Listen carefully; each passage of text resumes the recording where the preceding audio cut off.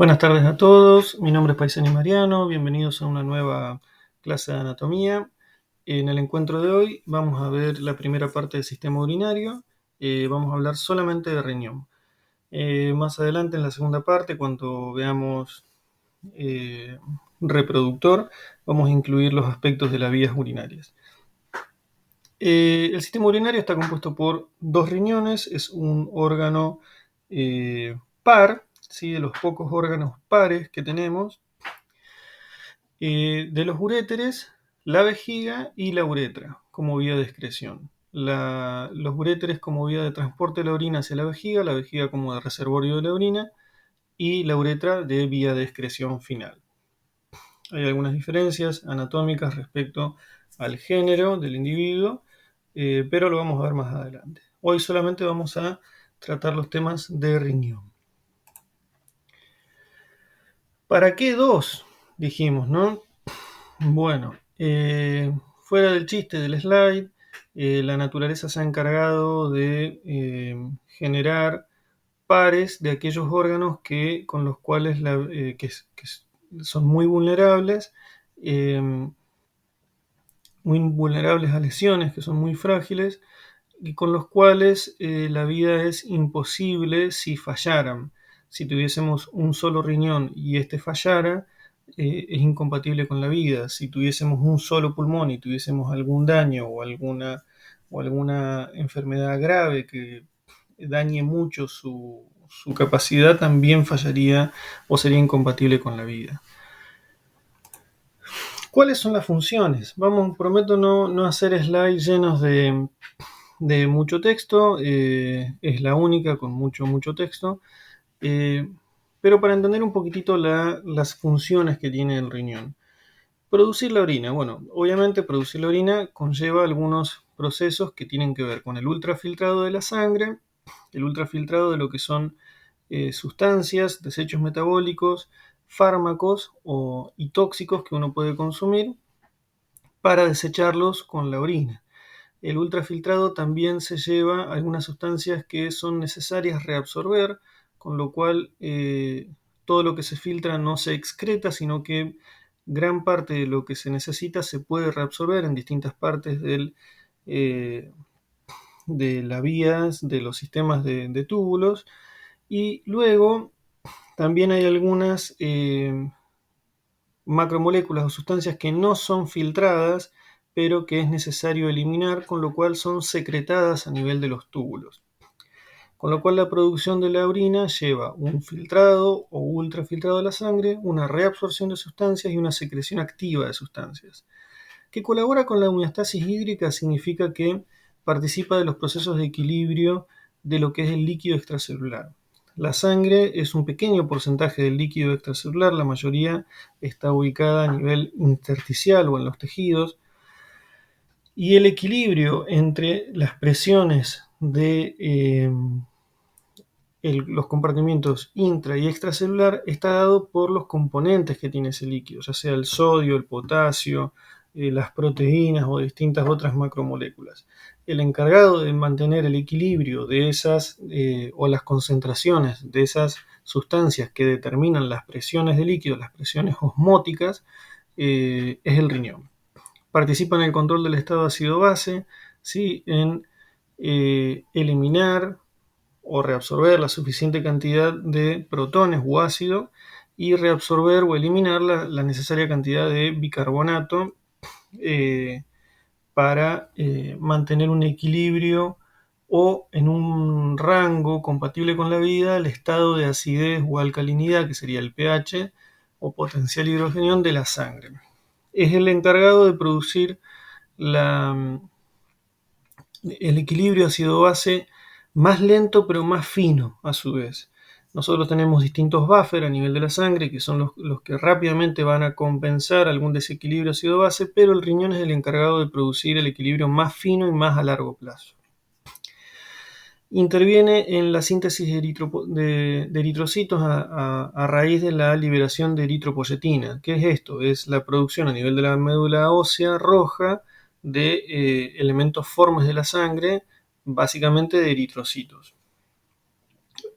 estimula las unidades formadoras de colonias de eritrocitos a nivel de la médula ósea mediante la liberación de esta hormona que es la eritropoyetina. Eh, Son todos estos suplementos, bueno, ahora lo que vamos a hablar también de la vitamina D, que son suplementos que se le dan a los pacientes, por ejemplo, que tienen reemplazo de su función renal o terapia de reemplazo de la función renal mediante diálisis, ¿sí? Se les da eritropoyetina también porque no la pueden producir. Esto de participar en el metabolismo fosfocálcico lo vimos en la unidad 2 cuando hablábamos de hueso, que veíamos que en el riñón se activa la vitamina D. Luego de pasar por la piel con exposición al sol, la vitamina D necesita el paso por el riñón para dar lugar a lo que es el calcitriol, que regula también los niveles de calcio y fósforo. Necesario también el suplemento de esta hormona en los pacientes dializados o con falla de su función renal. Por último, entre otras funciones que no voy a nombrar hoy, favorece o da lugar a lo que es, al igual que el metabolismo fosfocalcio, el control más fino de la presión arterial. Un sistema que a mí me encanta, que no lo vamos a trabajar en este teórico de anatomía, más vale lo van a ver más en fisiología, eh, que es el sistema renina-angiotensina-aldosterona, hormona antidiurética. A partir de censar en una parte del riñón, que ya vamos a ver más adelante, de censar la caída de la presión o la caída de los niveles de sodio, se estimula la liberación de renina, que es una enzima proteolítica que da lugar a la lisis o activación del angiotensinógeno, que es una proteína que se libera en el hígado.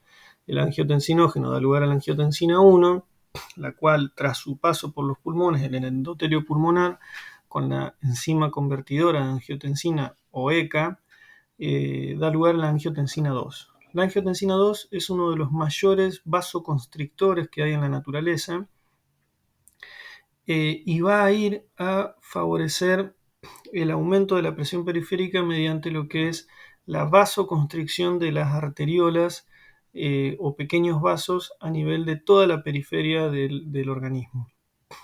A su vez estimula la producción de aldosterona, que es el que va a ir a reabsorber sodio en el túbulo contorneado distal. Y por último, favorece la liberación de hormona antidiurética para disminuir la diuresis a nivel renal. Así quedamos, ¿no? Después de leer un poquito y querer como absorber todo lo que uno ve en los temas, pero les juro que es lo que mejor me salió resumir la cuestión de las funciones del riñón. La idea es ir nombrando algunos aspectos del riñón, pero darles también a entender la importancia que tiene, es uno de los riñones con los cuales, como les decía al principio, su ausencia es incompatible con la vida y lo frágil del mismo. No es un órgano como por ejemplo el hígado, que si bien tenemos uno solo, se banca mucho más, el hígado banca mucho más los daños, se adapta, evoluciona, se puede volver a regenerar en sí mismo. El riñón no. Una vez que aparece el daño de las células del riñón, no se reparan, sufren necrosis y no se recupera. La función renal, cuando se empieza a perder o progresa la falla en el riñón, es muy difícil volver atrás. Algunas generalidades de los riñones. Tienen forma de haba, dice la bibliografía. Yo nunca he comido habas, tal vez no sea mi tipo de dieta. Yo podría tal vez decir que las habas tienen forma de riñón, pero bueno, tiene esta forma que es como una especie de cuña, es un órgano par, como decía al principio, y se ubica, eh, es un órgano cuyas características es que es macizo, no es una víscera hueca, es una víscera maciza, pesa más o menos entre 150, 180, 200 gramos según la fisionomía del individuo. En cuanto a sus medidas, de polo a polo, o sea, de céfalo caudal, su eje mayor mide aproximadamente 9 centímetros por 5 de ancho por 3 a 4 de antero posterior. Tiene una convexidad externa, si nos vamos a referir al órgano en general, no vamos a hablar de izquierdo o derecho, en su lateral, ya sea el riñón izquierdo o en su riñón derecho, en su lateral externo, vamos a ver que tiene una curva o un borde externo en un borde convexo, ¿sí? Que es más liso. Y en su cara interna o medial vamos a ver que tiene un hilio o un paquete vascular. Si bien en las imágenes uno lo ve así como lisito, habitualmente está metido en un lugar dentro de lo que se conoce como logia renal o celda renal. Esa celda renal está dada por lo que es grasa. Se acumula un cierto tipo de grasa alrededor del riñón, que muchas veces se puede confundir con la médula suprarrenal, que la estamos viendo en su parte superior. Vamos a poner el puntero. En su parte superior vamos a ver lo que son las médulas suprarrenales ubicadas en el polo superior del riñón, de cada uno de los riñones, también es un órgano par. Vamos a ver que es lisita, digamos, en lo que son estos esquemas didácticos, pero está todo recubierto de una grasa o una celda renal. ¿Qué hace esa celda? Amortigua, ¿sí? Da lugar, digamos, como a sostener ante pequeños o grandes o medianos impactos, que el riñón no rebote tanto donde está alojado. ¿Dónde está ubicado? Está ubicado a nivel del retroperitoneo. En esta imagen lo que vamos a ver es una imagen con de una vista anterior del abdomen, con la disección de todo lo que es la pared abdominal, todas las vísceras intestinales y todo el retroperitoneo o todo lo que es el peritoneo parietal posterior. Fíjense que solamente acá estamos viendo un poco del mesocolon o la raíz del mesocolon, pero directamente está disecado todo lo que es el mesenterio y obviamente el resto de las vísceras. Entonces vamos a decir que se ubica en el retroperitoneo junto a los grandes vasos, ¿sí? Bien. Respecto a su posición, vamos a decir que se ubica en lo que son las fosas renales o fosas lumbares. Como decíamos, si bien está ubicado a nivel del retroperitoneo, uno es un poco más inferior que el otro. Esta es una imagen posterior del abdomen, disecando en parte lo que es la masa muscular y parte de alguna de las costillas. Acá vamos a ver que se encuentra protegido por los últimos arcos costales de posibles traumatismos o lesiones. Como les decía, la naturaleza se encargó de protegerlos con una estructura ósea debido a su fragilidad. ¿En qué va relacionada su fragilidad? A que lleva mucha sangre. Es mucho el volumen de sangre que recibe el riñón y es mucha la posibilidad de poder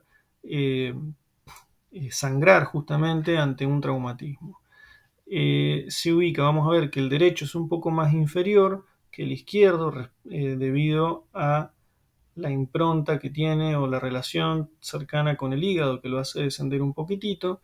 Van más o menos ubicados a nivel lumbar, desde la 11ª costilla, más o menos un poquito más abajo el derecho, hacia la tercera lumbar, más o menos, vértebra lumbar, puede ser que vamos a encontrar lo que son las fosas renales. Se ubican cerca de la columna, con lo que podríamos decir que son para sagitales hacia lo que sería la línea media. Bien. Los que han tenido o han sufrido un cálculo renal van a saber que duele mucho, por un lado, y por otro lado hay una maniobra que se hace justamente acá, que es la de puño percusión, que es unos pequeños golpecitos a nivel de la fosa renal que se traducen en dolor. Cuando hay una infección también del riñón, una infección urinaria alta, aparece también esta puño percusión. Fíjense lo accesible que está, que ante pequeños golpes con el puño de la mano sobre el dorso del paciente, si hay algún tipo de afección, va a traducirse en mucho dolor. El cálculo renal es una situación en la cual aparecen piedritas en los riñones que se pueden estancar a nivel de los uréteres y producir mucho dolor referido, no en el uréter, sino referido a lo que son los dermatomas o la inervación diferida de ese sector. ¿Cuáles son las relaciones? Fíjense que ubicados a nivel del retroperitoneo están por detrás, en el caso del izquierdo, de la cola del páncreas, en el caso del derecho, medio contiguo a la cabeza del páncreas y por detrás de lo que es el duodeno junto a los grandes vasos, a la arteria aorta y a la vena cava inferior, a la aorta abdominal y a la vena cava inferior, justo por debajo de la cúpula diafragmática y por detrás del estómago y el colon, ¿sí? Incluso vamos a ver, cuando veíamos hígado, veíamos la impronta del riñón sobre el hígado y en el colon veíamos la impronta renal en el colon. Hablando un poquitito de lo que es la vasculatura, vamos a tratar de ir tocando los temas lo más ágilmente posible. En esta imagen lo que vamos a ver es cómo se irriga de forma directa de la arteria aorta abdominal a través de lo que son las arterias renales. Imagínense, la arteria aorta abdominal, el vaso que más sangre lleva del organismo, tira hacia cada lado una rama renal derecha y una rama renal izquierda, con lo cual se entiende la cantidad de flujo de sangre que lleva o el volumen minuto renal que transportan los riñones es alto, ¿sí? Acá podemos ver la rama de la renal derecha, la rama de la renal izquierda, cómo se van ramificando, cómo tiran algunas ramas también a la médula suprarrenal, la cual también recibe aferentes directos de la aorta abdominal, porque son son glándulas muy vascularizadas que intervienen, como habíamos dicho antes, cuando veíamos sistema nervioso autónomo, directamente con la síntesis de catecolaminas en el sistema nervioso autónomo. El drenaje de los riñones es a través de las venas renales, la vena renal izquierda y la vena renal derecha. Acá lo que podemos ver es están justo a la altura de la arteria mesentérica superior en lo que conocemos como compás aortomesentérico. ¿Sí? Pregunta de examen final incluso que la hemos tomado. Fíjense cómo el compás aortomesentérico casi que estrangula un poco el flujo de retorno de la vena renal izquierda. Fíjense cómo no están sujetados a nada los riñones, por qué son tan susceptibles de daño, por qué son tan susceptibles a lesiones. Si bien están protegidos en su cara posterior por la parrilla costal, fíjense que solamente penden de los grandes vasos, no están sujetados mediante ningún ligamento, solamente la celda o logia renal que les decía, que es esa grasita, que si alguna vez alguno ha visto perdón, los vegetarianos, algún animal para cocinar, que los hacen al asador, van a ver esa grasa que está por detrás de los costillares, por dentro, por la parte interna de los costillares, donde están alojados los riñones. Bueno, muy similar tenemos nosotros. Toda esa celda renal es grasa. Y fíjense cómo sufren los riñones ante desaceleraciones bruscas, ya sea hacia adelante, porque solamente van a estar pendiendo de los vasos, por ejemplo, que yo voy en un vehículo a alta velocidad, freno de golpe de manera brusca y si bien los cinturones de seguridad sujetan mediante mis estructuras óseas todo mi cuerpo, los riñones siguen hacia adelante y se pueden dar lugar a lesiones vasculares o roturas de alguno de los vasos. Lo mismo pasa si yo caigo de altura. Si yo caigo de altura, se produce una sacudida fuerte, digamos, donde toda mi estructura ósea solivia o frena un poco, compensa la caída, pero los riñones no, penden y golpean de la raíz de la aorta, lo cual puede llegar a dar lugar hasta disecciones de grandes vasos o disecciones de la arteria aorta. Vemos acá arriba la salida del tronco celíaco como un dato o comentario y la mesentérica inferior acá abajo. Seguimos con la vasculatura. Cada arteria renal se separa en lo que serían las arterias segmentarias, ¿sí? Que van a segmentar justamente al riñón en distintos lóbulos.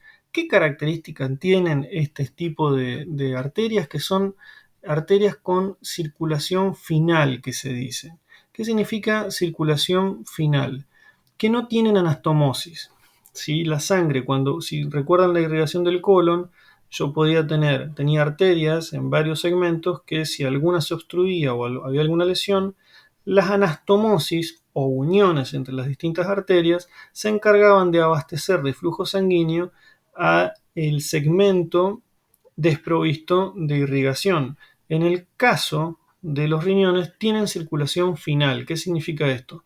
No genera esta arteria, por ejemplo, la segmentaria superior, no genera ningún tipo de anastomosis con la arteria segmentaria anterior superior, por ejemplo.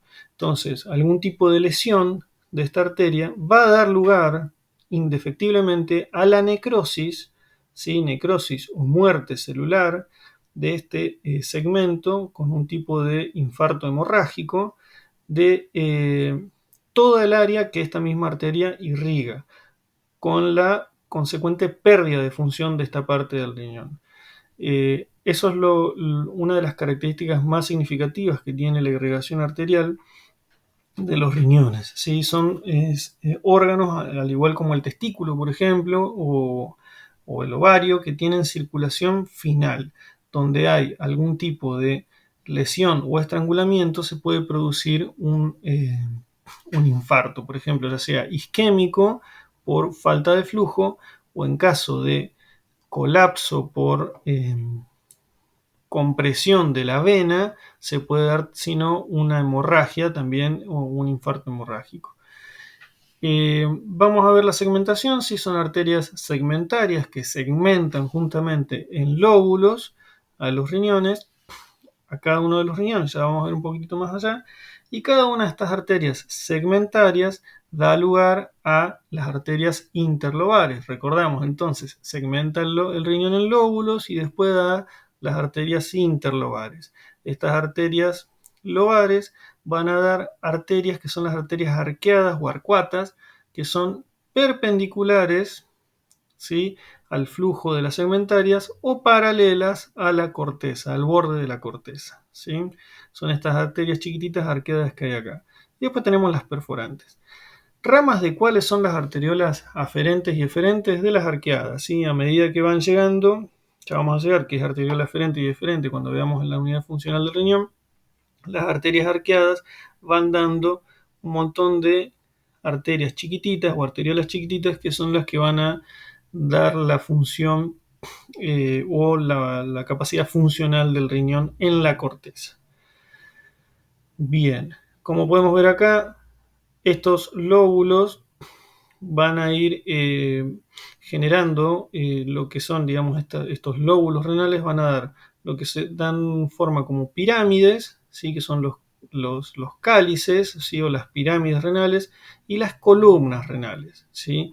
A partir de estas pirámides, que ya vamos a ver de qué están formadas, de la nefrona, de qué parte de la nefrona están formadas, se dan lugar a lo que son los cálices renales con el consecuente pelvis renal, que vendría siendo la afluencia de todos los cálices renales, y el uréter.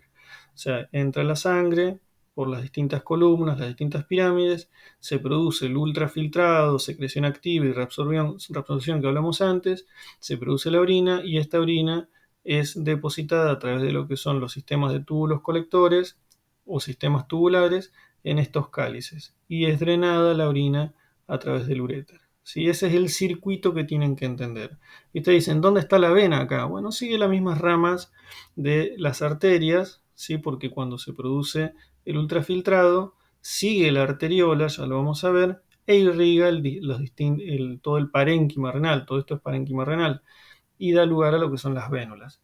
Pero el capilar de irrigación del riñón no es donde se produce el ultrafiltrado. Eso es algo que ya vamos a ver. El ultrafiltrado va por un lado, tiene que ver con la unidad funcional del riñón, y la irrigación del parénquima propiamente dicha no se da donde se da ese ultrafiltrado. Las arterias van a dar una segmentación, como les decía, ¿sí? Anterior, vamos a ver que es anterior superior, o los dos superiores, perdón, después del anterior superior. el anterior e inferior y después los dos segmentos inferiores. Y después tenemos el posterior. Sería superior, inferior, posterior y el anterior que se separa en superior e inferior. Sencillo. Son 5 ramas de las 5 arterias segmentarias que segmentan en lóbulos superiores, lóbulos inferiores, lóbulo anterior y posterior, y el anterior lo segmentan en superior e inferior. ¿Sí? El mismo nombre tienen las arterias segmentarias. Si lo vemos, tenemos la superior, la inferior, la posterior y la anterior superior y anterior inferior. Veanlo despacito, bajen la velocidad del video, pero van a ver que es sencillo.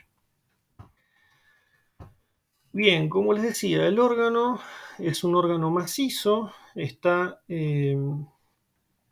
ubicado en su celda o logia renal, y las características son que tiene un parénquima renal que se separa en corteza y médula, ¿sí? Ya vamos a ver a qué corresponde cada una de esas estructuras, pero a su vez entre esa celda renal y el parénquima hay una capa serosa, que es la cápsula renal, que es la encargada, si bien es friable, es fácil de sacar, es muy resistente y es la encargada de soportar los sangrados cuando se producen, ¿sí? Los hematomas renales, ¿sí? Ante traumatismos son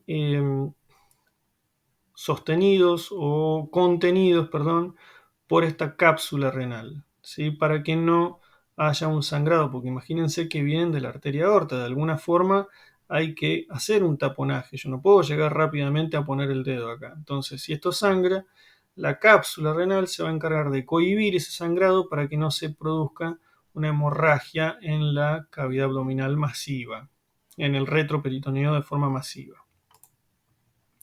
Si sacamos, ¿sí? Hacemos como una disección de este órgano, vamos a ver lo que decíamos antes. Acá se ve un poquito esa grasa que yo les decía, perirenal. Vamos a ver las pirámides y las columnas. Vemos las arterias, vemos las venas y vemos bien separado lo que es corteza renal de médula renal. ¿Sí? Que no tiene que ver la médula renal con los cálices renales. El parénquima renal va hasta acá. ¿Sí? Todo esto es corteza, todo esto es médula. Acá se produce el ultrafiltrado, con lo cual vamos a ver que los corpúsculos renales con sus glomérulos renales y cápsulas de Bowman, que vamos a ver más adelante, están acá. Y todo lo que es el sistema de asa de Henle y túbulos colectores salen de acá. Los túbulos contorneados son parte de la corteza. Ya vamos a ver qué estoy hablando. ¿Sí? Vamos a ver entonces que estas cúpulas tienen una papila renal y las distintas columnas. Un poquito más de lo mismo, vemos como esta distribución radiada, ¿sí? Y la formación de los cálices. ¿Por qué se le dicen cáliz? Porque parecen un cáliz, justamente. Los cálices mayores y los cálices menores, ¿sí? Los cálices mayores son los de mayor volumen y los menores son los que reciben a forma de copa, ¿sí? Como si fuese un cáliz, la orina de cada una de las pirámides. Cada pirámide se relaciona con un cáliz menor. Ese cáliz menor se une a otras vías de excreción y da lugar a los cálices mayores. Bien, es un órgano frágil, ¿sí? Lo que estábamos diciendo, es un órgano frágil que tiene circulación final, como decíamos, puede sufrir de isquemia, puede sufrir de hemorragias y sufre mucho ante los traumatismos. Un pequeño chistecito como para ir relajando y distrayendo un poquito la atención, pero hace referencia un poco a la donación de órganos, ¿no? Como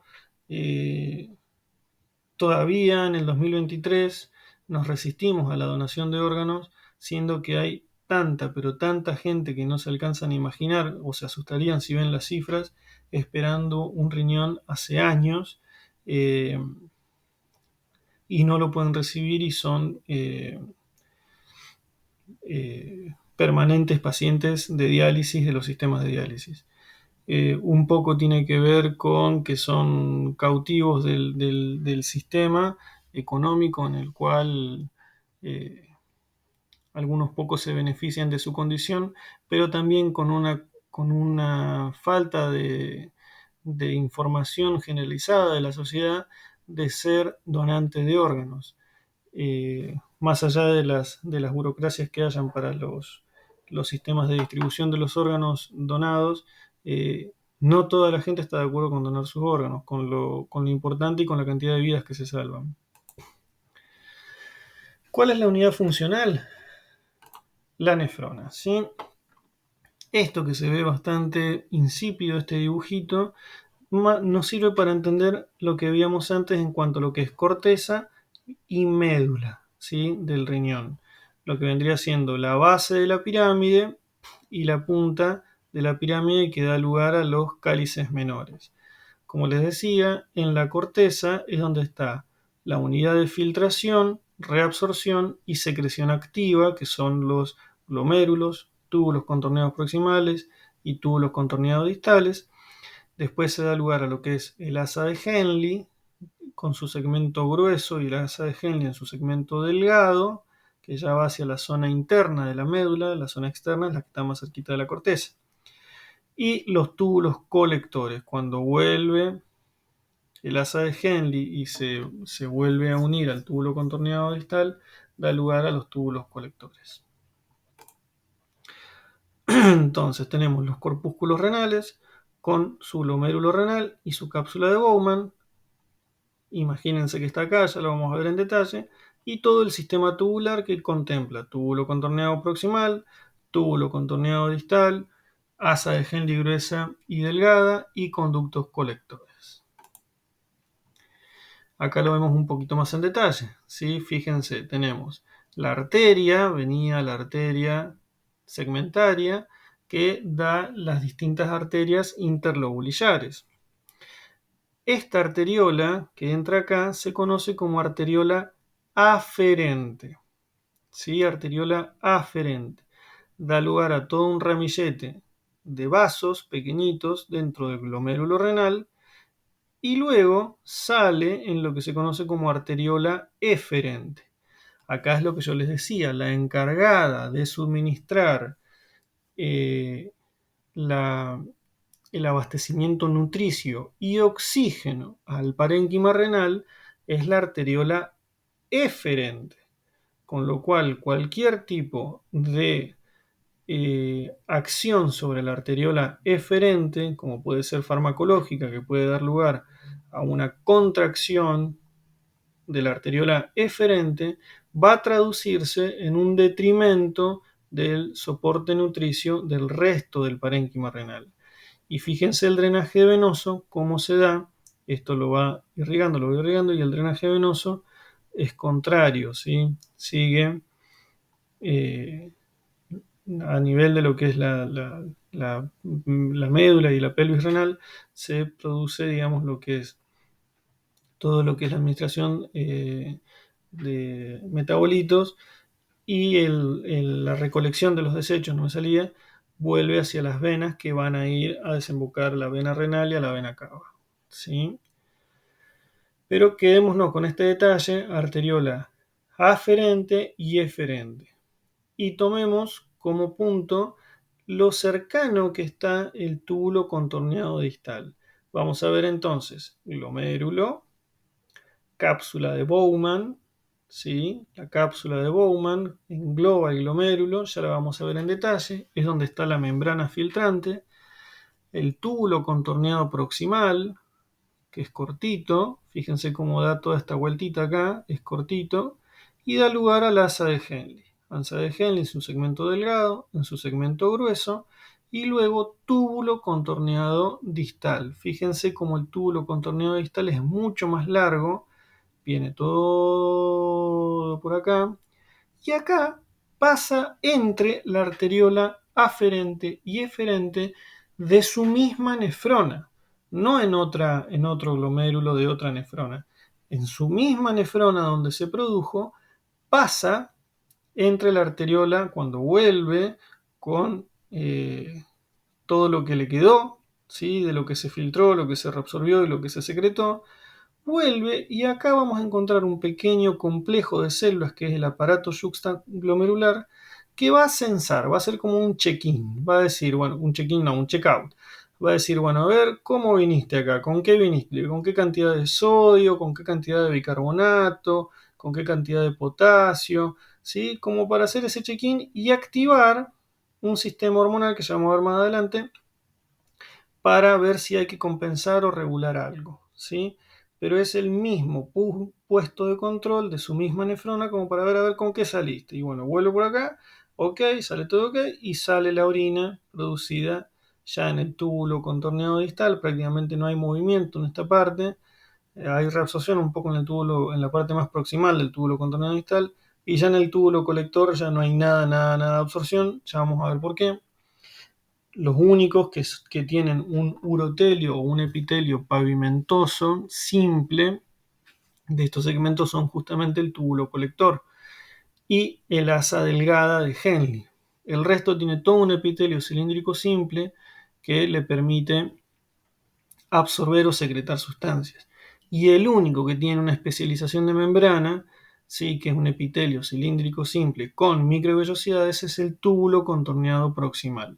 ¿Por qué? Porque acá, en esta partecita, se van a reabsorber hasta el 80% de las sustancias que se filtraron, pero que no es necesario eliminar por orina. Por ejemplo, el azúcar. El azúcar se filtra, ¿sí? Pero muchas veces la glucosa es necesario reabsorberla. Y existe lo que se conoce como umbral renal de absorción de glucemia, que bueno, es de 180 miligramos de glucemia, que es el tope, nos sirve a nosotros para ver el tope de la glucemia que está manejando el paciente, y es el tope en el cual deja de absorber el túbulo proximal. Y es cuando empieza a aparecer glucosuria, cuando empieza a aparecer glucemia, glucosa en orina.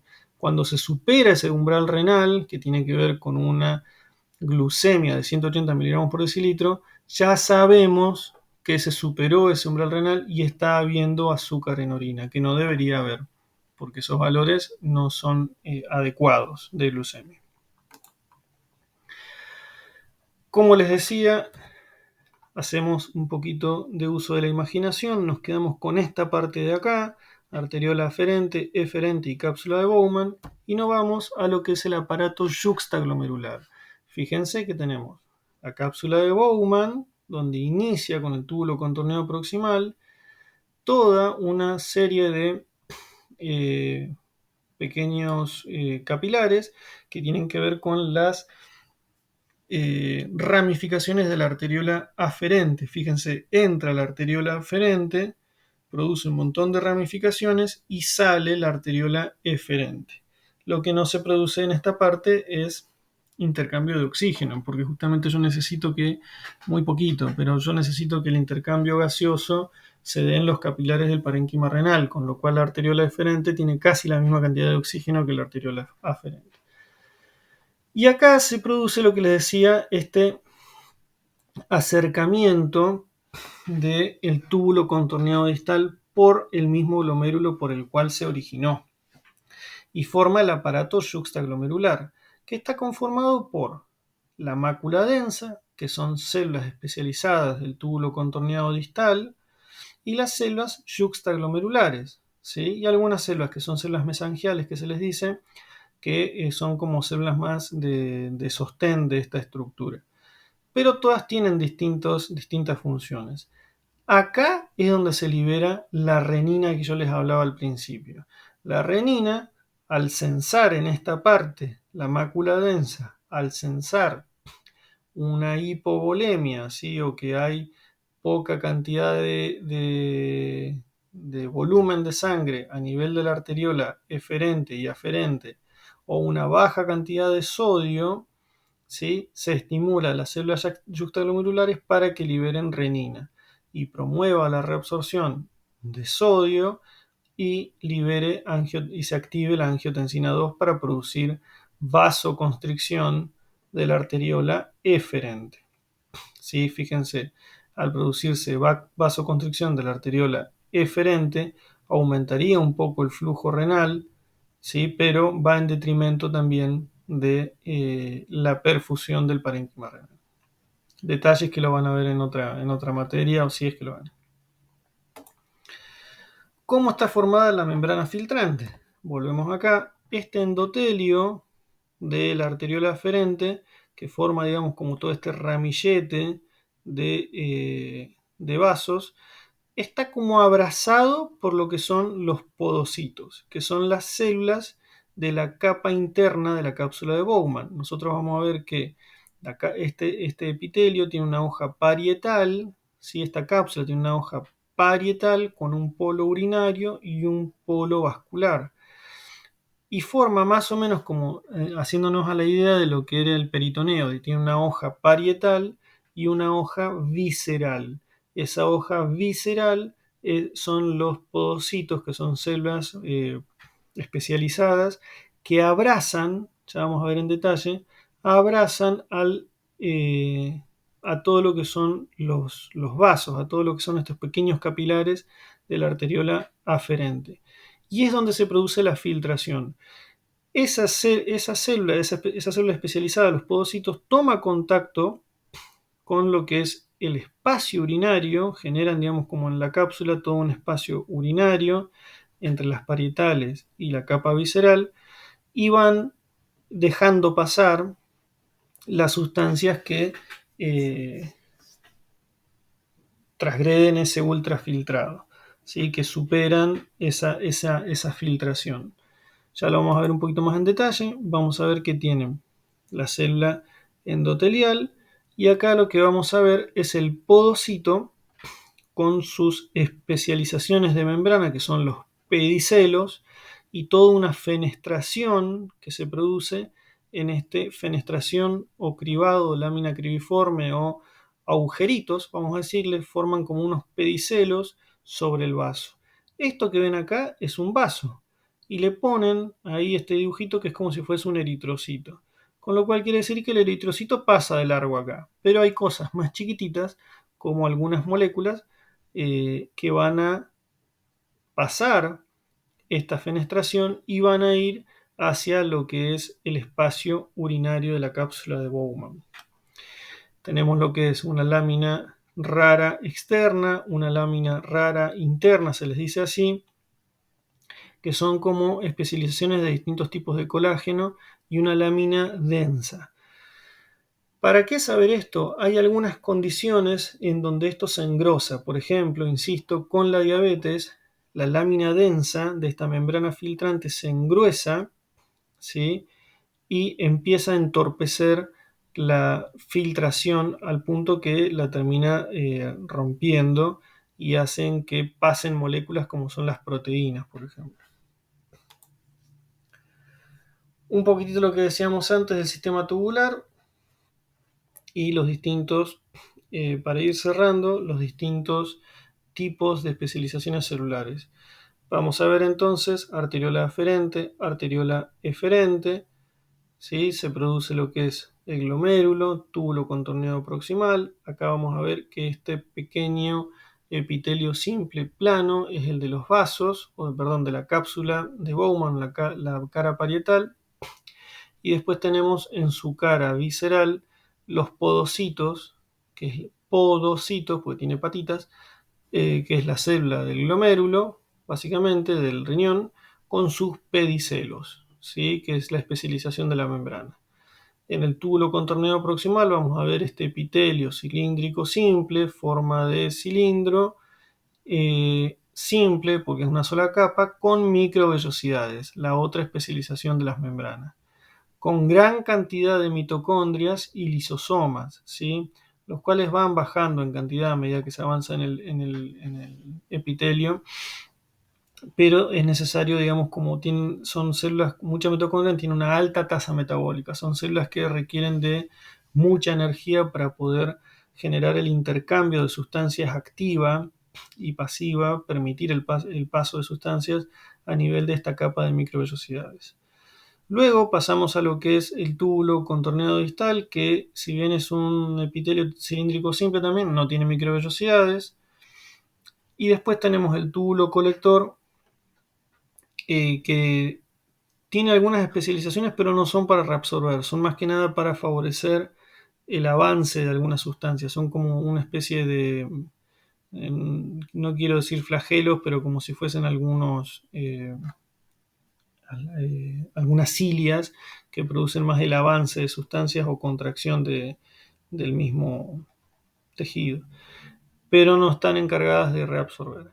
Y por último, el urotelio, que le vamos a decir, o este epitelio plano simple, que se va a dar en lo que es el asa de Henle y después lo vamos a ver en el sistema urinario, ¿sí? A nivel más distal, a nivel de la uretra y a nivel de la vejiga. Bueno, espero les haya gustado la clase, traté de ser lo más dinámico posible, traté de ir tocar los temas más importantes solamente y ya vamos a seguir avanzando en clase con, eh, con los distintos temas. Lo voy a poner ahora en el mail, pero se suspende la actividad de RCP para este 1 de septiembre y pasa para el 8, con lo cual este teórico es para este viernes, ¿sí? 1 de septiembre. Un abrazo grande a todos, cualquier duda nos escriben, nos vemos.